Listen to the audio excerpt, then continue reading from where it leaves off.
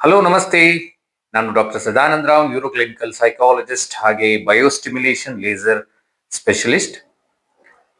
ಸಾಮಾನ್ಯವಾಗಿ ನಮಗೆ ಸೊಂಟದ ಭಾಗದಲ್ಲಿ ನೋವು, ಸೊಂಟದ ಭಾಗದಲ್ಲಿ ಆ ರೇಡಿಯೇಟಿಂಗ್ ಪೇನ್ ಅಂತ ಹೇಳ್ತೀವಿ. ಅಂದ್ರೆ ಹಿಪ್ ಭಾಗದಲ್ಲಿ, ನಮ್ಮ ತೊಡೆಯ ಭಾಗದಲ್ಲಿ, ಈ ಭಾಗದಲ್ಲಿ ನಮಗೆ ಕಂಟಿನ್ಯೂಸ್ ಆಗಿ ನೋವು ಅಂತಕ್ಕಂಥದ್ದು ಕಾಣಿಸ್ಕೊಳ್ಳುತ್ತೆ. ಈ ನೋವು ನಿಧಾನವಾಗಿ ಪ್ರಾರಂಭ ಆಗಿ ದಿನ ದಿನ ಇದರ ತೀವ್ರತೆ ಅಂತಕ್ಕಂಥದ್ದು ಜಾಸ್ತಿ ಆಗ್ತಾ ಹೋಗುತ್ತೆ. ಅಂದ್ರೆ ನಮಗೆ ಕಾಲಿನಲ್ಲಿ ನಮ್ನೆಸ್ ಬರತಕ್ಕಂಥದ್ದು, ಜೋಮು ಬರತಕ್ಕಂಥದ್ದು, ಹೆಚ್ಚಿಗೆ ಹೊತ್ತು ನಿಲ್ಲೋದಕ್ಕೂ ಆಗೋದಿಲ್ಲ, ಹಾಗೆ ಹೆಚ್ಚಿಗೆ ಹೊತ್ತು ಕೂರೋದಕ್ಕೂ ಕೂಡ ಸಾಧ್ಯ ಆಗೋದಿಲ್ಲ. ಈ ರೀತಿಯಲ್ಲಿ ನಮಗೆ ಆಗ್ತಾ ಹೋಗ್ತದೆ. ಹೆಚ್ಚಿಗೆ ದೂರ ನಡಿಲಿಕ್ಕೂ ಕೂಡ ನಮಗೆ ತುಂಬಾ ನೋವು ಬರುತ್ತದೆ. ಮಧ್ಯದಲ್ಲಿ ಸ್ವಲ್ಪ ಕುಳಿತುಕೊಳ್ಬೇಕು ಅನ್ನುವಂತಹ ಒಂದು ನೋವು ಸ್ಟಾರ್ಟ್ ಆಗ್ತಾ ಹೋಗುತ್ತೆ. ಮೊದಲನೇದಾಗಿ ನಾವೇನ್ ಮಾಡ್ತೀವಿ ಅಂತ ಹೇಳಿದ್ರೆ, ಈ ತರದ ನೋವುಗಳು ಪ್ರಾರಂಭ ಆದಾಗ ಏನೋ ಒಂಚೂರು ನೋವುಗಳು ಬರ್ತಾ ಇದೆ ಅಂತ ಹೇಳಿ ಒಂದೆರಡು ಪೇನ್ ಕಿಲ್ಲರ್ಗಳನ್ನ ಅಥವಾ ಒಂಚೂರು ಮಸಾಜ್ ಅನ್ನ ಅಥವಾ ಯಾವ್ದಾದ್ರು ಸ್ಪ್ರೇಯನ್ನ ಹೊಡೆದ್ಬಿಟ್ಟು ಸುಮ್ಮನಾಗ್ಬಿಡ್ತೀವಿ. ಕೆಲವು ಸಾರಿ ಏನಾಗುತ್ತೆ ಅಂತ ಹೇಳಿದ್ರೆ, ಇದು ಮುಂದುವರಿತಾ ಹೋಗುತ್ತೆ.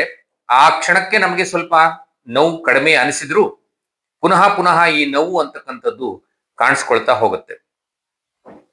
ಈ ರೀತಿ ನೋವು ಬರಲಿಕ್ಕೆ ಕಾರಣ ಅಂತ ಹೇಳಿದ್ರೆ, that is called as degeneration ಅಂತ ಹೇಳ್ತೀವಿ.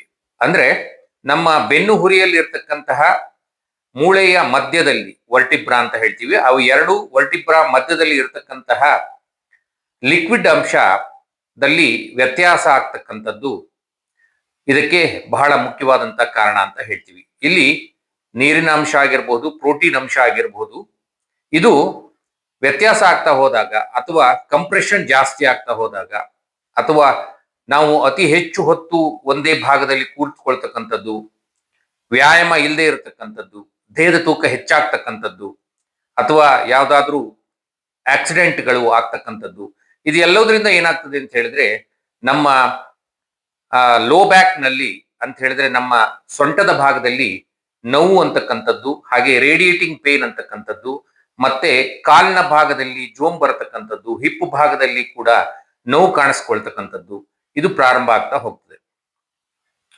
ಮೊದಲು ಇದು ಪ್ರಾರಂಭ ಆದಾಗ ಎಲ್ಲರೂ ಕೂಡ ಅದನ್ನ ಹೆಚ್ಚು ಆ ಪ್ರಾಮುಖ್ಯತೆಯನ್ನು ಕೊಡದೇನೆ ನೆಗ್ಲೆಕ್ಟ್ ಮಾಡ್ತಾ ಹೋಗ್ತಾರೆ. ಅದು ಮುಂದುವರಿತಾ ಬಂತು ಅಂತ ಹೇಳಿದಾಗ ವೈದ್ಯರ ಹತ್ರ ಹೋಗಿ ಎಕ್ಸ್ರೇ ಅಥವಾ MRI ಮಾಡಿದಾಗ ನಿಮ್ಮ ಕಂಡೀಷನ್ ಏನು ಅಂತ ಹೇಳಿ ಹೇಳ್ತಾರೆ. ಅಂದ್ರೆ ಇದು ಡಿಜನರೇಷನ್ ಆಗಿದೆಯಾ, ಅಥವಾ ಹರ್ನಿಯೇಷನ್ ಆಗಿದೆಯಾ, ಅಥವಾ ಡಿಸ್ಕ್ ನಲ್ಲಿ ಏನಾದ್ರೂ ಸ್ವಲ್ಪ ಬಲ್ಜ್ ಆಗಿದೆಯಾ, ಈ ರೀತಿಯಲ್ಲಿ ನಿಮಗೆ ವೈದ್ಯರು ಹೇಳ್ತಾ ಹೋಗ್ತಾರೆ. ಈ ಯಾವುದೇ ಕಂಡೀಷನ್ ಆದಾಗ್ಲೂ ಕೂಡ ಹೆಚ್ಚಿನ ಜನ ಏನ್ ಮಾಡ್ತಾರೆ ಅಂತ ಹೇಳಿದ್ರೆ, ನೇರವಾಗಿ ಸರ್ಜರಿಗಳಿಗೆ ಹೋಗ್ತಾರೆ. ಸರ್ಜರಿಗೆ ಮಾಡಿದ ನಂತರದಲ್ಲಿ ಪುನಃ ನಿಮಗೆ ಈ ನೋವು ಬಂದ್ರೆ ಮತ್ತೆ ಏನ್ ಮಾಡ್ಬೇಕು ಅಂತ ಕೇಳಿದ್ರೆ ಮತ್ತೆ ರೀಸರ್ಜರಿ ಮಾಡಬೇಕಾಗತ್ತೆ. ಹಾಗಾಗಿ ಈ ರೀತಿಯ ನೋವುಗಳು ನಮಗೆ ಪ್ರಾರಂಭ ಹಂತದಲ್ಲಿದೆ, ಅಥವಾ ಸ್ವಲ್ಪ ದಿವಸದಿಂದ ಇದೆ, ಅಥವಾ 3 ತಿಂಗಳಿಂದ ಇದೆ, 6 ತಿಂಗಳಿಂದ ಇದೆ ಅಂತ ಹೇಳಿದಾಗ ವಿ ಕನ್ಸಿಡರ್ ಅದನ್ನ ನಾವು ಕ್ರಾನಿಕ್ ಪೇನ್ ಅಂತ ಹೇಳಿ ಕನ್ಸಿಡರ್ ಮಾಡ್ತೇವೆ. ಇದಕ್ಕೆ ನಾನ್ ಇನ್ವೆನ್ಸಿವ್ ಮೆಥಡ್ ಅಂತ ಹೇಳಿದ್ರೆ, ಕ್ಲಾಸ್ 4 ಲೇಸರ್ ನಲ್ಲಿ, ಬಯೋಸ್ಟಿಮ್ಯುಲೇಷನ್ ಲೇಸರ್ ನಲ್ಲಿ ನಾವು ಟ್ರೀಟ್ ಮಾಡ್ತಾ ಹೋಗ್ತೀವಿ. ಯಾವಾಗ ನಾವು ಈ ಲೇಸರ್ ನಲ್ಲಿ ಟ್ರೀಟ್ ಮಾಡ್ತಾ ಹೋಗ್ತೀವೋ ಆ ಭಾಗದಲ್ಲಿ ರಕ್ತ ಸಂಚಾರ ವೃದ್ಧಿಗೊಳ್ತದೆ. ಹಾಗೆ ಆ ಭಾಗದಲ್ಲಿ ATP ಪ್ರೊಡಕ್ಷನ್ ಅಂತ ಹೇಳ್ತೀವಿ, ಅಡಿನೋಸಿನ್ ಟ್ರೈಫಾಸ್ಫೇಟ್ ಅಂಶ ಹೆಚ್ಚಾಗ್ತಾ ಹೋಗ್ತದೆ. ಹಾಗೆ ಅಲ್ಲಿ ಆಗಿರ್ತಕ್ಕಂಥ ಇನ್ಫ್ಲಮೇಷನ್ ಅಂದ್ರೆ ಊತ ಏನ್ ಬಂದಿದೆ ಅದು ಕಡಿಮೆ ಆಗ್ತದೆ. ಮತ್ತೆ ನರವನ್ನ ಕಂಪ್ರೆಸ್ ಆಗಿದ್ರೆ, ಅಂದ್ರೆ ನರವನ್ನ ಏನಾದ್ರೂ ಈ ಡಿಸ್ಕ್ ಒತ್ತಿದ್ರೆ ಅದನ್ನು ಕೂಡ ಸಂಪೂರ್ಣವಾಗಿ ಅದು ರಿಲೀಸ್ ಮಾಡ್ತದೆ. ತನ್ನ ಸ್ಥಾನಕ್ಕೆ ಯಾವಾಗ ಈ ಡಿಸ್ಕ್ ಅನ್ನೋದು ಕೂತ್ಕೊಳ್ತೋ ಅವಾಗ ನಮ್ಗೆ ನೋವು ಅಂತಕ್ಕಂಥದ್ದು ಬರೋದಿಲ್ಲ. ಇದಕ್ಕೆ ಸರ್ಜರಿ ಮಾಡಿಸ್ಕೊಳ್ದೇನೆ ಬಹಳ ಸುಲಭವಾದಂತ ಚಿಕಿತ್ಸಾ ವಿಧಾನ ಅಂತ ಹೇಳಿದ್ರೆ ಬಯೋಸ್ಟಿಮ್ಯುಲೇಷನ್ ಲೇಸರ್.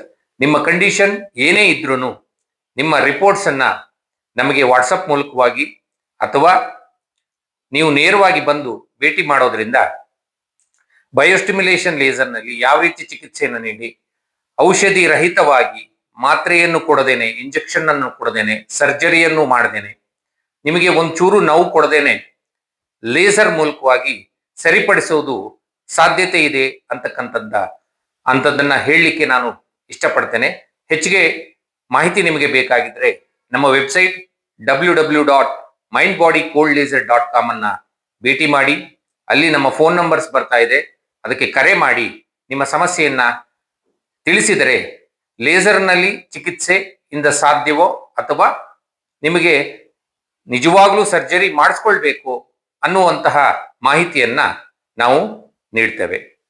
ನಮಸ್ತೆ.